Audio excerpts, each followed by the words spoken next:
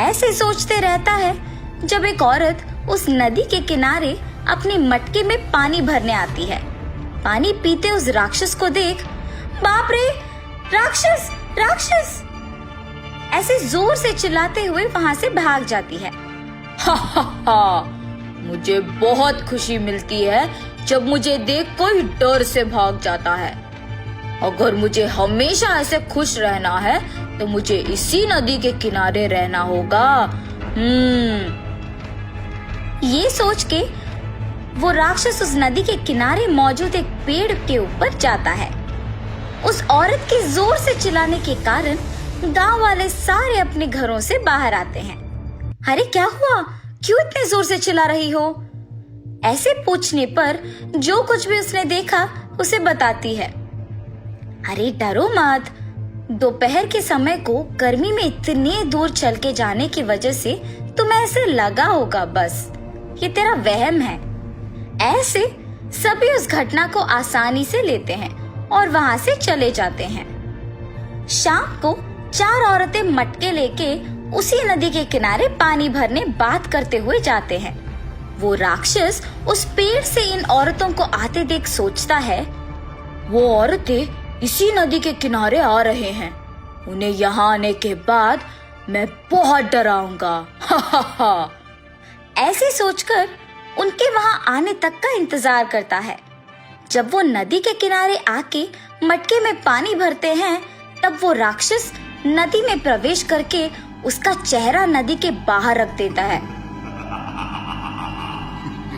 उसे ऐसे रखते हुए देख चारों औरतें जब उस राक्षस के चेहरे को देखते हैं तो किनारे की ओर भाग चलते हैं और अचानक वो राक्षस उन औरतों के सामने आके खड़े होता है। राक्षस का डरावना अवतार देख वो औरतें डर से कांपने लगते हैं। तुम्हारी इतनी हिम्मत कि तुम लोग मेरे नदी से पानी लेने आए? अब से यहाँ अगर कोई पानी भरने आया तो मैं उसे नहीं छोड़ूंगा। ऐसे कह के वो राक्षस गायब हो जाता है। बाप रे, राक्षस राक्षस ऐसे जोर से चिल्लाते हुए वो 4 औरतें गांव की ओर भागते हैं। उन औरतों की चीखें सुन के गांव वाले सारे बाहर आते हैं। अरे क्या हुआ दीदी, क्यों इतने जोर से चिल्ला रहे हो तुम लोग? और तब वो औरतें गांव वालों को सब कुछ बताते हैं। इसका मतलब दोपहर को उस औरत ने सच ही कहा था। हाँ, हमने खुद हमारी आंखों से उस राक्षस को देखा है, वो दिखने में बहुत भयानक था। तो उस नदी के पास वाकई ही एक भयानक राक्षस है। अब से कोई भी उस तरफ नहीं जाएगा। क्या सच में राक्षस होता है? तुम लोगों की बातें सुनकर मुझे आश्चर्य हो रहा है, पर अगर हमने इन बातों का यकीन माना तो फिर पानी के लिए बहुत कष्ट लेना होगा। इसीलिए हम सब उस नदी के पास जाकर देखेंगे। अगर वहाँ राक्षस नहीं है तो हम हमेशा की तरह उसी नदी से पानी भर सकते हैं। हाँ हाँ सही है, वहाँ जाकर देखेंगे। ये फैसला करके सभी गांव वाले मिलके नदी की ओर बढ़ते हैं। नदी से कुछ दूर सभी देखते हैं कि एक आदमी नदी के किनारे पे मौजूद पेड़ के नीचे झूला झूल रहा है। रुको सभी, देखो वहाँ नदी के किनारे उस पेड़ के नीचे कोई झूला झूल रहा है। हाँ हाँ, वहाँ झूला झूलते हुए नजर आ रहा है। चलो जाकर देखते हैं कि उस झूले पे कौन है।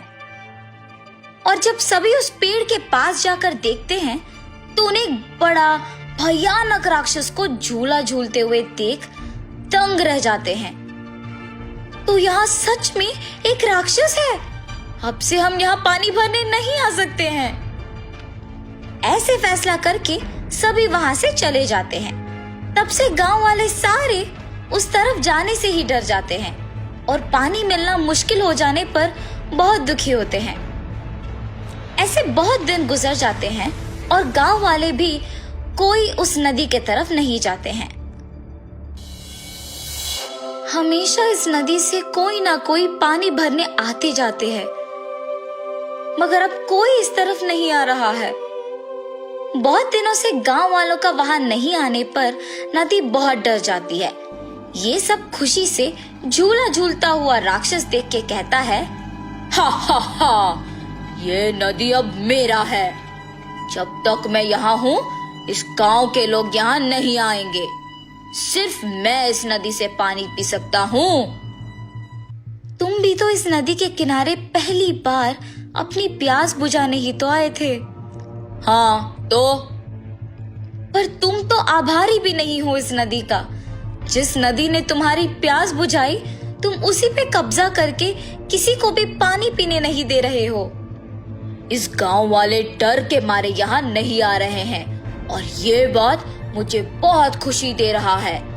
अगर मुझे ऐसे ही खुश रहना है तो मुझे ऐसे सबको डराना ही होगा। नदी और राक्षस की बातें वहां से गुजर रहे एक साधु सुनते हैं।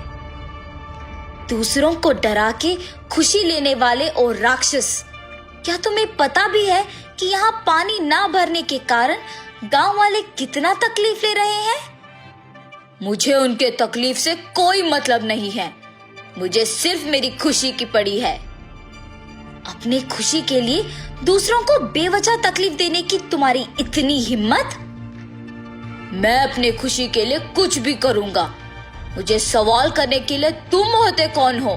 मैं किसी से नहीं डरूंगा। कम से कम उस नदी के दुख को देख के तुम्हें बदलाव नहीं आया?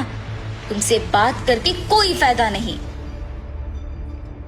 ऐसे कह के वो साधु उनकी शक्तियों का उपयोग करके उस राक्षस को श्राप देकर उसे एक पत्थर के रूप में बदल देते हैं।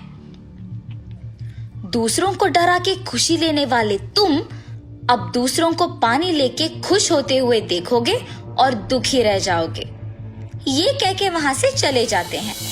राक्षस को श्राप देकर उसे पत्थर के रूप में बदलना वहां के रहने वालों में से एक देखता है और जाके सारे गांव वालों को बताता है। तब से सभी गांव वाले कोई तकलीफ के बिना नदी के पास जाके पानी लेके खुशी से जीते हैं।